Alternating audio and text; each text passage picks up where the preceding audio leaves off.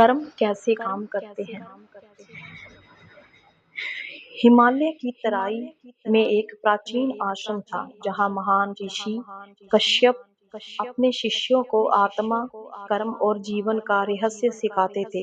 वहाँ कोई लोभ नहीं था, शोर नहीं था। वहाँ केवल वेदों की ध्वनि और ओम की मधुर अनुभूज गूंजती रहती थी।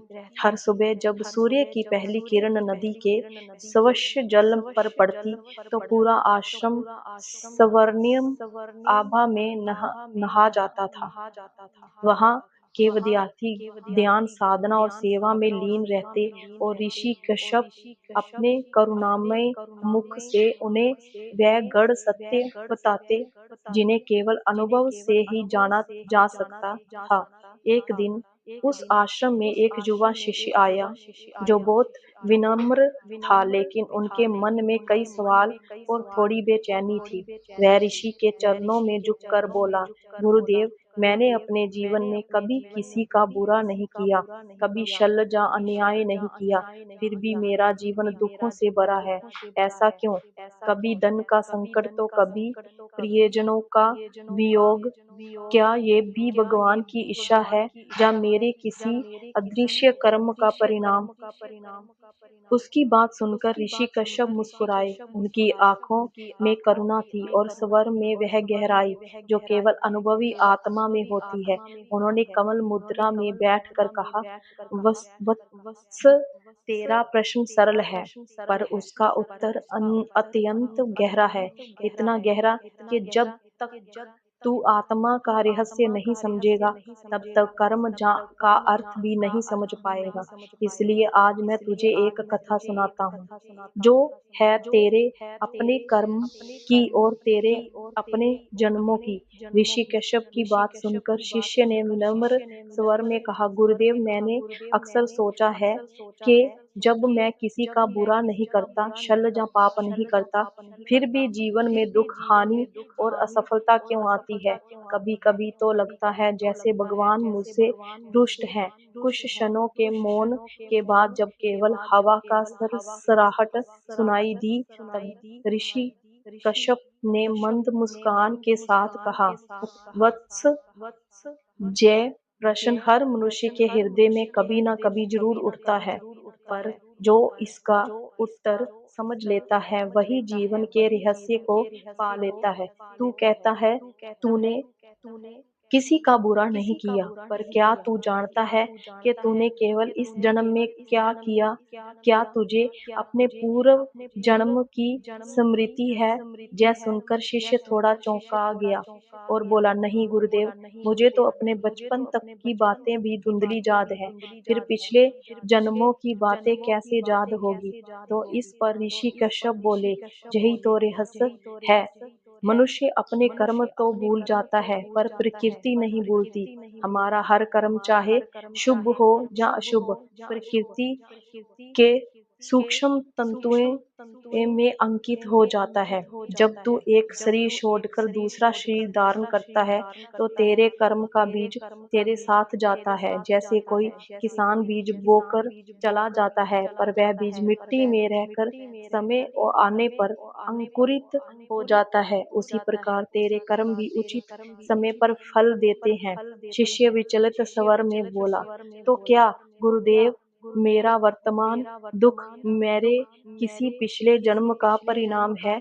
इस पर ऋषि कश्यप गंभीरता से बोले, हाँ, हर दुख, हर सुख किसी न किसी कर्म का प्रतिफल है। कोई भी घटना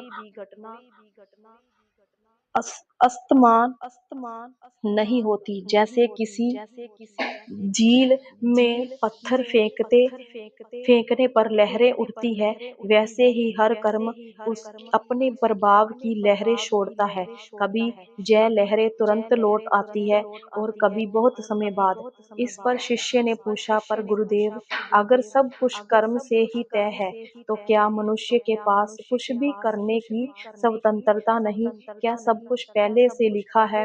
अपने शिष्य के इस सवाल पर ऋषि कश्यप मुस्कुराते हुए बोले, यही तो सबसे बड़ा ब्रह्म है। भाग्य पहले से लिखा हुआ है, जहाँ भाग्य कर्म से ही लिखा जाता है। अब समझो, भगवान ने तुझे दो चीजें दी, स्मृति और विवेक। स्मृति से तू अपने अनुभवों से सीख सकता है और विवेक से तू अपने कर्म को बदल सकता है।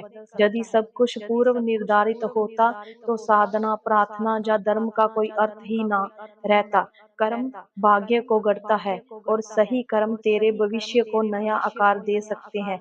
यही सुनकर शिष्य आश्चर्य से बोला, तो क्या मैं अपने कर्म से अपना भाग्य बदल सकता हूँ? गुरुदेव, इस पर ऋषि कश्यप ने निश्चय से कहा, बिल्कुल, लेकिन केवल वे कर्म जो जागरूकता से किए जाएं। संसार के तीन प्रकार के कर्म होते हैं। उसमें सबसे पहला संचित कर्म, जो कई जन्मों के संचय से इकट्ठा हुआ है। दूसरा प्रारंभ कर्म, जो इस जन्म में फल दे रहे हैं। और क्रियामान कर्म, जो तू इस समय कर रहा है। संचित कर्म बीज है, प्रारंभ वो फल है जो तू अभी भोग रहा है। और तीसरा कर्म वह बीज है जो तू अभी बो रहा है। शिष्य धीरे धीरे समझते हुए बोला, गुरुदेव, तो क्या हम वर्तमान में अपने नए कर्म से पुराने कर्म का परिणाम बदल सकते हैं?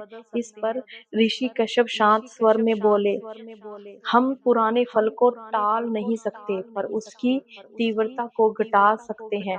जैसे कोई विष पी ले तो उसे समाप्त नहीं किया जा सकता, परंतु औषधि से उसका प्रभाव घटाया जा सकता है। वैसे ही सेवा, प्रार्थना पुराने अशुभ कर्मों की ज्वाला को शांत कर देती है। ऋषि कश्यप की इस बात पर शिष्य ने विनम्र स्वर में पूछा, तो क्या गुरुदेव, क्या इसलिए है कि भगवान हमसे कर्म का हिसाब लेते हैं? तो ऋषि कश्यप ने करुणा से उत्तर दिया, वही, भगवान किसी से हिसाब नहीं लेते। हिसाब तो प्रकृति स्वयं रखती है। भगवान तो केवल प्रेम है, वह केवल अवसर देते हैं। हम अपने कर्म से सीखें और आत्मा को ऊंचाई की ओर ले जाएं। गुरु जी हर जन्म में तुझे सिखाता है, कभी सुख से तो कभी दुख से। ऋषि कश्यप धीरे से बोले, तेरा दुख तेरे श्राप नहीं है, बल्कि तेरे जागरण का माध्यम है। हर पीड़ा, हर असफलता तुझे कुछ सिखाने आती है। जब तू इस शिक्षा को समझ लेता है, तब वही कर्म तेरा बंधन नहीं, बल्कि मोक्ष का द्वार बन जाता है। ऋषि कश्यप की बात सुनकर शिष्य श्रद्धा से झुक कर बोला, गुरुदेव, अब मैं समझ रहा हूँ कि दुख शत्रु नहीं बल्कि शिक्षक है।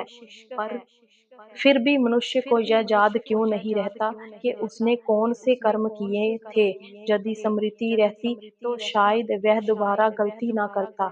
इस प्रश्न पर ऋषि कश्यप गंभीरता से बोले, बहुत सुंदर प्रश्न। स्मृति का ना रहना ही दया है। सोच, यदि तुझे अपने सभी जन्मों की स्मृति होती तो तू इस जन्म का आनंद नहीं ले पाता। हर जन्म एक नया अवसर है, एक नई कक्षा, जहाँ आत्मा पुराने पाठों को सुधारने आती है। यही भूलना ही तो वरदान है, जिससे तू फिर से सीख सके। इस तरह ऋषि कश्यप ने अपने शिष्य को कर्म और जीवन का फल पहला रहस्य बताया। कर्म ही भाग्य का बीज है और हर जन्म आत्मा की एक नई यात्रा है। धीरे धीरे अंधेरा गहराने लगा, आकाश में तारे झिलमिलाने लगे। ऋषि कश्यप ने अपनी आंखें बंद की। अगली सुबह एक नई कथा सुनाने का वचन देते हुए वह कथा को जो बताई, आत्मा जन्म मृत्यु के चक्कर में कैसे घूमती है। अगली सुबह ऋषि कश्यप के पास उनका शिष्य गया।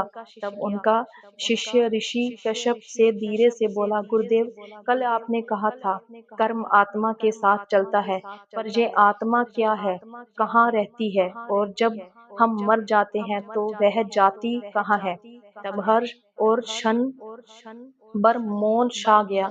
ऋषि की आंखें बंद थी और वह गहरी शांति में मगन थे। ऋषि कश्यप ने मन स्वर में उत्तर दिया, यह प्रश्न ही ब्रह्मा ब्रह्म ज्ञान का द्वार है। सुन, जिसे तू मैं कहता है यह शरीर नहीं, तेरे बाल, तेरी त्वचा, तेरी हड्डियां, यह सब तो बदलते रहते हैं, परंतु जो बदलता नहीं, जो साक्षी बनकर देखता है, वही आत्मा है।